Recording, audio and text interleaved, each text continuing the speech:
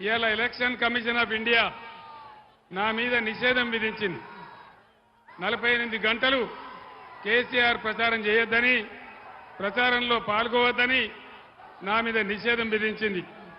మీ అందరు నేను ఒకటే కోరుతా ఉన్నా, ఒకటే మాట మనవి చేస్తా ఉన్నా, ఇదే రేవంత్ రెడ్డి నీ పేగులు మెడలేసుకుంటా, నీ గుడ్లు వీకుతా అని నా మీద అడ్డగోలు మాటలు మాట్లాడితే ఇదే election commission of India Revanth Reddy మీద నిషేధం పెట్టలేదు, కానీ నా మీద పెట్టింది.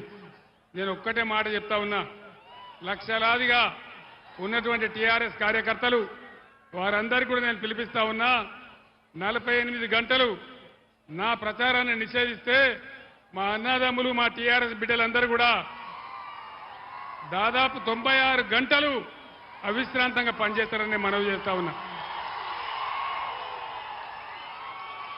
ఇవాళ ఈ కాంగ్రెస్ దుష్ట పరిపాలనకు అనేక మంది రైతులు ఆత్మహత్యలు చేసుకున్నారు.